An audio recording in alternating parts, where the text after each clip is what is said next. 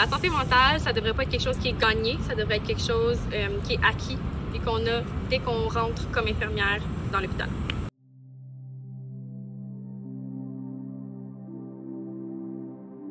Salut, moi c'est Léa, j'ai 24 ans, je suis infirmière en néonatologie à Sainte-Justine. On dit souvent que les infirmières prennent tellement bien soin des autres, c'est impossible qu'elles ne sachent pas comment prendre soin d'elles. C'est faux. On assume tellement qu'elles ont ces ressources-là qu'on les néglige, on les oublie un peu. Je sens que la santé mentale est valorisée de plus en plus, elle est discutée de plus en plus, étant donné je vois de plus en plus de jeunes infirmiers et infirmières qui rentrent, mais elle n'est pas nécessairement plus accessible.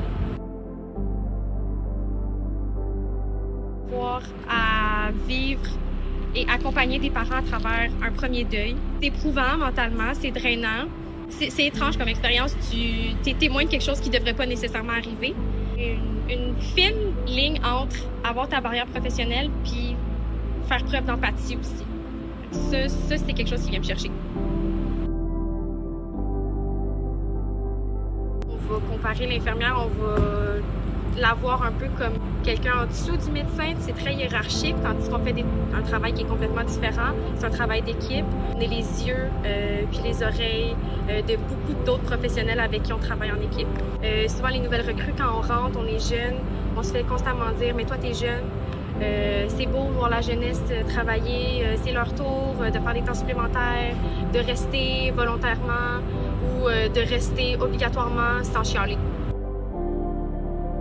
La santé mentale, ça devrait pas être quelque chose qui est gagné, ça devrait être quelque chose qui est acquis et qu'on a dès qu'on rentre comme infirmière dans l'hôpital. J'ai un trouble d'anxiété généralisée, puis j'ai été médicamentée, mais de trouver des manières de me recentrer, autant à l'école qu'au travail, c'est extrêmement important pour moi. Ça passe dans des petits actes vraiment de où est-ce que je peux m'ancrer quand je rentre au travail.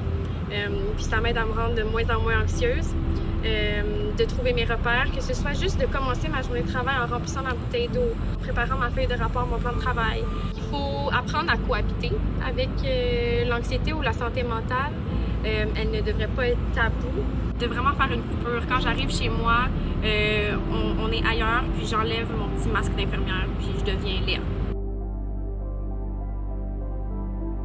D'écouter cette personne-là, puis de valider ses sentiments. Ça ne veut pas dire que moi, je ne l'ai pas vécu ou que je ne parle pas d'expérience, que ces sentiments-là ne restent pas valides. Chaque expérience est unique, chaque sentiment est unique et propre à chaque personne. Je trouve que tout passe par la santé mentale. Je sens que mes soins ne sont pas de la même qualité si je ne pense pas à moi puis mon état d'esprit.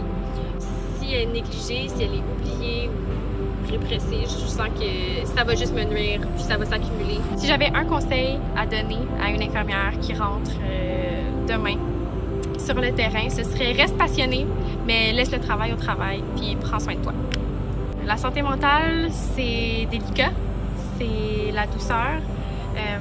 C'est comme prendre soin d'un bébé, comme je fais au travail à tous les jours. C'est précieux.